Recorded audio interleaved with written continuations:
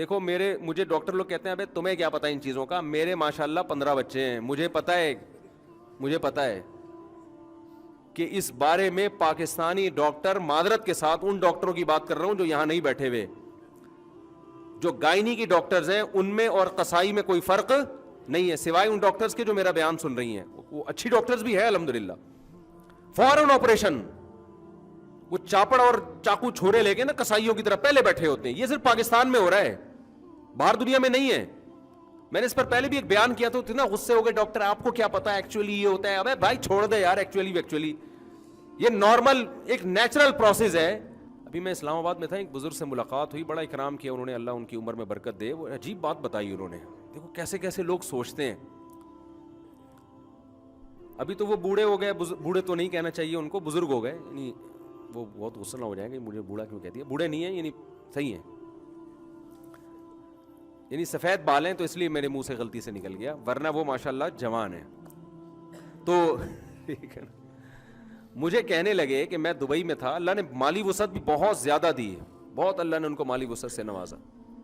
کہہ رہے میرے جب ولادت ہونے والی تھی میری اہلیہ کے ہاں, تو مجھے نہیں پتا تھا بیٹا ہوگا بیٹی ہوگی. میں نے اللہ سے کہا اللہ اگر بیٹا ہوا تو اس کو میں دین کی خدمت کے لیے وقف کر دوں گا.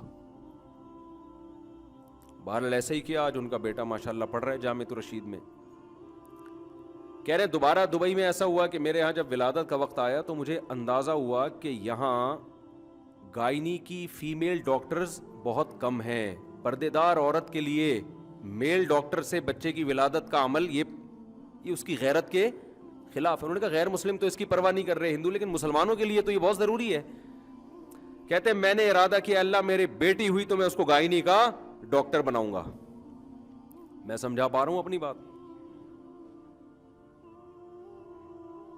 اللہ نے 3 بیٹیاں دی, تینوں کو گائنی کا ڈاکٹر بنایا, اور اب وہ گائنی کی ڈاکٹرز ہیں.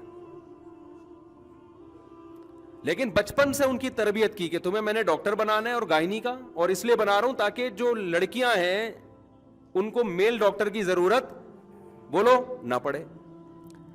اور میرا یہ ہدف تھا, تمہاری ولادت سے پہلے میں نے اللہ سے وعدہ کیا تھا, لہذا تم نے کوئی ایسا کام نہیں کرنا جو شریعت کے خلاف. کیا مطلب؟ نارمل ڈیلیوری ہے, آپریشن کی طرف نہیں لے کے جانا. دیکھو مجھے ڈاکٹر لوگ کہتے ہیں ابے تمہیں کیا پتا ان چیزوں کا, میرے ماشاءاللہ 15 بچے ہیں, مجھے پتا ہے کہ اس بارے میں پاکستانی ڈاکٹر, معذرت کے ساتھ ان ڈاکٹروں کی بات کر رہا ہوں جو یہاں نہیں بیٹھے ہوئے, جو گائنی کی ڈاکٹرز ہیں ان میں اور قصائی میں کوئی فرق نہیں ہے, سوائے ان ڈاکٹرز کے جو میرا بیان سن رہی ہیں. وہ اچھی ڈاکٹرز بھی ہے الحمدللہ. فوراً آپریشن, وہ چاپڑ اور چاقو چھوڑے لے کے نا قصائیوں کی طرح پہلے بیٹھے ہوتے ہیں. یہ صرف پاکستان میں ہو رہا ہے, باہر دنیا میں نہیں ہے.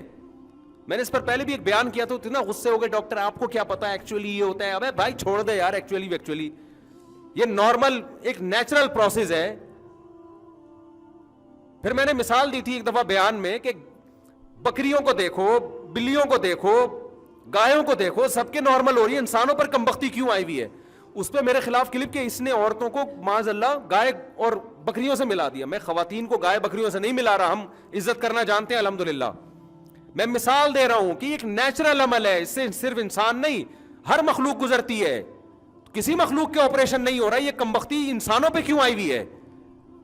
آپ کہہ سکتے ہیں کہ کچھ کیسز, تو ہم بھی مانتے ہیں بھائی کچھ کیسز ایسے ہوتے ہیں جن میں آپریشن ضروری ہے, لیکن کچھ ہوتے ہیں نا, سینکڑوں میں کوئی 2-4 کر لو. یہاں تو ہر دوسری عورت کے آپریشن, ہر تیسری عورت کے آپریشن, اور اگر کسی کے نارمل تو اگلا بچہ پھر آپریشن. یہ قدرت کی طرف سے نہیں ہے, یہ ڈاکٹروں کی طرف سے ہے. سمجھ میں نہیں آ رہی بات؟ یہ کچھ بھی ہے ڈاکٹر, اس میں 2 ٹینشنوں سے ڈاکٹر بچنا چاہتی ہیں جو گائنی کی ڈاکٹرز ہیں. نمبر 1 روکھڑا ملتا ہے اس میں آپریشن میں, نمبر 2 ٹینشن فری. جو نارمل ڈیلیوری ہے اس میں بعض دفعہ 1 ہفتہ بھی لگ سکتا ہے, 3 دن بھی لگ سکتے ہیں, 4 دن بھی لگ سکتے ہیں, وہ تو نیچرل پروسیس ہے نا.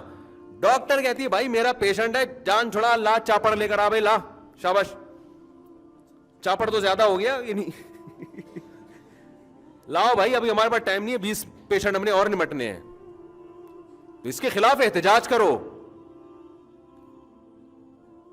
ریڑھ کی ہڈی میں عورتوں کے انجیکشن لگ رہے ہوتے ہیں آپریشن میں, کتنا سخت پروسیس ہے. پھر اگلے بچے کا کے مسائل کھڑے ہو جاتے ہیں, پھر ان کی جو خواتین کی فٹنس کی ایسی کی تیسی ہو جاتی ہے. پہلے کم مسائل ہیں یار, آپ ایک اور, یہ تو نیچرل ہے. ہم باہر ملکوں میں بھی گئے ہیں, وہاں سب کہتے ہیں کہ بھائی یہاں آپریشن پہ پابندی ہے. پیشنٹ جو پاکستانی خواتین ہیں وہ کہہ رہی ہوتی ہیں جرمنی میں, پیرس میں جو رہتی ہیں نا کہ آپریٹ کرو, ڈاکٹر منع کرتی ہے نہیں بھائی یہ اجازت نہیں ہے, انلیگل ہے, جب تک شدید مجبوری نہیں ہوگی. تو نیچرل ایک عمل کو, قدرتی عمل کو آپ نے کیا بنا دیا, ڈاکٹروں کی بھیٹ چڑھا دیا یار اس کو.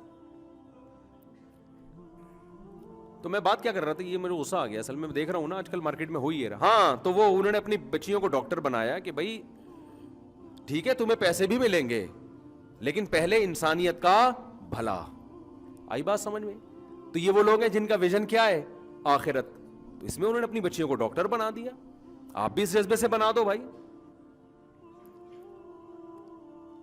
عالمہ بھی بناؤ, ڈاکٹر بھی بناؤ, جو آپ پہلے ہدف بناؤ کہ میں نے کرنا کیا ہے, اصل آخرت ہے. پھر آپ عالمہ بناؤ تو بھی فائدہ ہوگا, ڈاکٹر بناؤ گے بولو تو بھی فائدہ. اگر ہدف دیے بغیر بنا دیا تو وہی ہوگا جو ہو رہا ہے مارکیٹ میں, چاپڑ چل رہے ہوں گے, ہاں بھائی لے آ بھائی اگلی پیشنٹ, ایسے ہی ہو رہا ہے نا.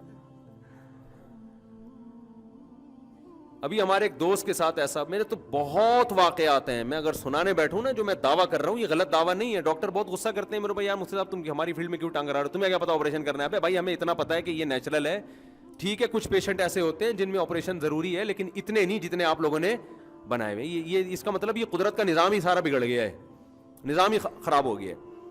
ہمارے پاس تو اتنے ہمارے دوست ابھی چند دن پہلے ہوا, وہ لیڈی ڈاکٹر نے کہا کہ لازمی آپریشن ہی ہوگا. اس نے کہا میں آپ وائف کو لے کے ہی نہیں جاتا, کہیں اور لے گیا, وہ نارمل ہوئی اس میں.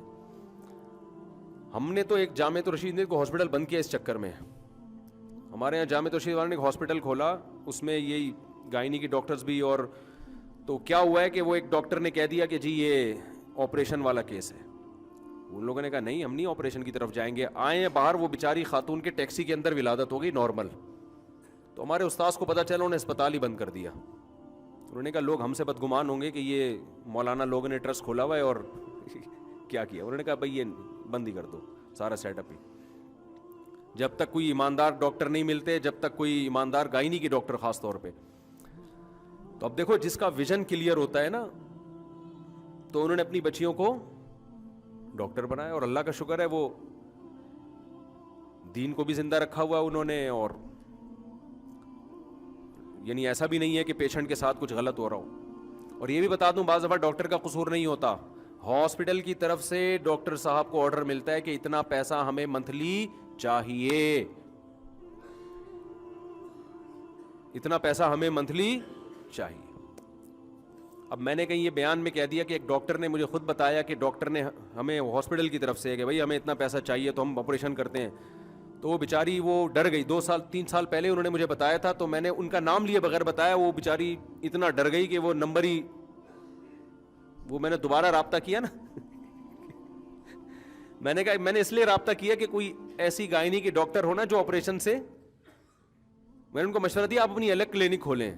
تو میں نے اس لیے رابطے کی کوشش کی کہ پتہ نہیں کلینک الگ کھولی ہے نہیں کھولی. انہوں نے پتہ چلا کہ وہ بیچاری ڈر گئی کہ مفتی صاحب نے میرا نام جمعے میں لے لیا, حالانکہ میں نے نام نہیں لیا تھا, لیکن وہ ان کو یہ ڈر لگا کہ کہیں ایسا نہ ہو یہ کال ہسٹری نکالیں اور ہسپتال والے وہاں تک پہنچے تم نے ہمارا راز. تو اتنا ڈر ہے, اتنی ٹینشنیں ہیں. سمجھتے ہیں کہ نہیں سمجھتے ہیں, آپ کے اچھے بھی سمجھیں گے. اور آپ کے کیا ہے 2-3 چھوڑو, یہ ایک آدھ بچے کے یہ مسائل ہیں ہی نہیں, اس میں تو جیسے چاہو کر لو یار, کوئی اتنا گھبرانے کی بات. یہ تو جن کے بچے ہوں تو ان کے لیے مسائل میں بیان کر رہا ہوں, ایک آدھ سے کیا مسئلہ ہے. کوئی ویژن ہی نہیں بناؤ آپ لوگ, 1-2 بچوں کے کوئی جو بننا ہوگا خود ہی بن جائے گا, بس دعا کرو اللہ انسان کا بچہ بن جائے, اتنا کافی ہے. بچے ہوں تو پھر ویژن سوچتا ہے نا, ایک آدھ کی ٹینشن نہ لیں آپ, وہ خود ہی ہو جائیں گے اپنی ذمہ داری پہ, ویژن بھی خود ہی بنا لیں گے بیٹھ کے, بس چڈی بنیان پہنا دیا کریں آپ, اتنا کافی ہے.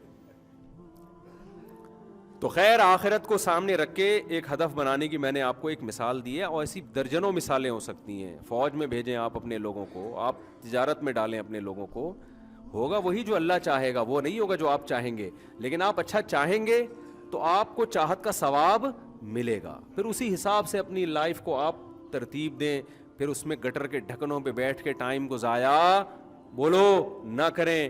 ڈبو میں, اسنوکر میں سارا دن ٹی وی کے سامنے بیٹھ کے میچز دیکھنا, آپ کا دیکھو جس ٹیم نے جیتنا ہے وہ جیت جائے گی, جس نے ہارنا ہے وہ ہار جائے گی. آپ کو اس سے کخ بھی فائدہ ہونے والا نہیں ہے. یا تو ہوتا نا آپ کے ٹی وی کے سارا دن بیٹھنے سے پاکستان جیت جاتا تو میں بھی بیٹھتا, پھر ہمیں بھی ملک سے محبت ہے الحمدللہ. میں کہتا یار میں میچ دیکھوں گا سارا دن بیٹھ کے, کیونکہ یہ اطلاع آئی ہے کہ اگر مفتی صاحب نے میچ دیکھا تو جیتے گا پاکستان. تو مجھے پتا ہے میرے جیتنے نہ میرے بیٹھنے, میں کچھ اپنی صلاحیتوں کو ایسے ٹائم میں لگاؤں یار جس کا میری آخرت میں مجھے فائدہ ہو. کیا خیال ہے؟ بہت زیادہ شوق ہے, تھوڑا دیر کے بعد اسکور پوچھ لیا کرو کیا چل رہا ہے بھائی مارکیٹ میں. بھائی کیوں اپنے اوقات کو ضائع کر رہے ہو یار موبائل گیموں میں؟ ہم تو حیران ہوتے ہیں جو لوگ ویڈیو گیم کھیلتے ہیں نا. دیکھو میں نہیں کہہ رہا کہ میرا ٹائم کبھی ضائع ہی نہیں ہوتا, تو انسان کوشش تو کرتا ہے لیکن پھر بھی ہو جاتا ہے کبھی کبھار. لیکن باقاعدہ نیت کر کے ضائع کرے آدمی ٹائم, یہ بہت ڈینجرس چیز ہے.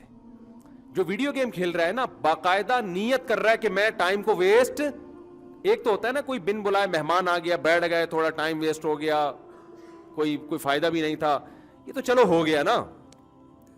یا آپ کو تفریح میں آدھا گھنٹہ آپ کے لیے تفریح کے لیے کافی تھا, آپ نے 1 گھنٹہ ہی لگا دیا. آپ نہاری کھانے کے لیے گئے تو وہاں بیٹھ کے گپے لگانا شروع کر دیا آپ نے, یہ اتفاقی ٹائم ویسٹ ہوتا ہے. لیکن آپ نے ایک ٹائم ویسٹ یہ ہوتا ہے کہ آپ پراپر نیت کریں کہ میں نیت کرتا ہوں ویڈیو گیم کھیلنے کی, پھر کھیل رہے ہیں آپ اس میں. یہ خدا کی قسم اتنی غلط حرکت ہے, اتنی غلط حرکت ہے کہ اس کی تو کوئی لاجک سرے سے بنتی ہے ہی نہیں ہے. وہ بچوں کو یہی سکھایا جا رہا ہے, خود بھی یہی کر رہے ہیں. چلو بچے تو بچے ہیں, بڑے بھی یہی کر رہے ہیں بیٹھ کے. تو اس لیے نبی صلی اللہ علیہ وسلم نے فرما دیا کہ جب بیمار ہوگے نا تو ان صحت کے ایام کو یاد کرو گے. کاش میں کسی کام میں لگا دیتا اس صحت کو, کوئی زبان سیکھ لیں, کوئی نئی زبان سیکھ لیں. جب اللہ نے وسعت دی ہے, ہو سکتا ہے کہ کل فقر و فاقہ آ جائے, پھر آپ پر پیسہ کمانا ہی مسلط ہوگا, کوئی اور کام نہیں کر سکتے. پھر لوگ آپ کو کہیں گے نماز پڑھ لو, کہیں گے بھائی میں رکشا چلاؤں گا, میں پیسے کمانے میں کیا کروں, میں کیسے نماز پڑھوں. پھر آپ کے اوپر دماغ میں صرف پیسہ مسلط ہو جائے گا جب فاقہ آتا ہے انسان کے گھر میں. تو آپ اسی طرح جوانی کو غنیمت سمجھو بڑھاپے سے پہلے. جب بڑھاپا آئے گا تو پھر جوانی کو یاد کرو گے, رو گے یار میں یہ کر لیتا, میں یہ کر لیتا. کتنے غیر مسلم جو بڑھاپے میں مسلمان ہوئے, کتنے لوگ جنہوں نے بڑھاپے میں توبہ کی, وہ کہتے ہیں کاش ہم 10 سال پہلے توبہ کر لیتے تو آج ہم دین میں بہت آگے نکل چکے ہوتے, ہم بہت کچھ سیکھ لیتے, بہت کچھ پڑھ لیتے. ہمیں تو ایسے لوگ ملے جنہوں نے 60 سال میں توبہ کی, کہتے ہیں یار کاش ہم 50 سال میں کر لیتے نا تو یہ 10 سال علم دین سیکھنے میں لگا دیتے ہم. جوانی میں انسان میں صلاحیتیں ہوتی ہیں دیکھنے کی, سننے کی, سمجھنے کی. جیسے جیسے عمر بڑھتی ہے وہ صلاحیتیں آہستہ آہستہ کم ہونا شروع ہو جاتی ہیں. تو اس لیے اپنے وقت کو میرے بھائی قیمتی بناؤ, کوئی ٹائم کا کوئی پابندی بنائیں, کوئی اسکیجول بنائیں, کوئی کھانے پینے کا بھی کوئی تھوڑی سی زیادہ نہیں, تھوڑی سی کیا ہو, جو آ رہا ہے کھائے جا رہے ہیں, پھٹ پھٹا کے مر جائیں گے ایک دن. اور یاد رکھو قرآن ایک جگہ نہیں بار بار کہتا ہے کہ جب موت کا وقت آئے گا نا, موت کا وقت آئے گا تو پھر ایڑیاں بھی رگڑو گے نا کہ 1 سیکنڈ مل جائے مجھے. اللہ کہتے ہیں میں نہیں دوں گا. ساری دنیا کی دولت دے کے 1 سیکنڈ چاہو گے نا کہ مل جائے, اللہ کہتے ہیں ساری دنیا کی دولت تیری جھولی میں ڈال دوں اور تو صدقہ کر دے کہ مجھے 1 سیکنڈ میری زندگی بڑھ جائے. اللہ کہتے ہیں یہ ممکن نہیں. تو جو کرنا ہے ابھی کرنا ہے, آج سے کرنا ہے. سمجھتے ہو کہ نہیں سمجھتے؟ تو وہ کرنا کیا کیا ہے یہ ڈیٹیل میں انشاءاللہ اگلے بیان میں بتاؤں گا. کن کن چیزوں کو فوکس رکھ کے زندگی ہم نے, اصل تو آخرت ہے نا, تو آخرت تک پہنچنے کے بھی تو کچھ ذرائع ہیں نا. تو وہ کیا کیا چیزیں ہیں جن کو ہم نے عبادات میں ہے اور پھر آگے معاملات میں بہت ساری چیزیں. ایک تو میں نے صرف ایک مثال دے دی ان بزرگ کی. اللہ تعالی ہمیں سمجھنے کی عمل کی توفیق عطا فرمائے. وما علینا الا البلاغ. Thanks for watching. Please subscribe, like, share Mufti Sufyan.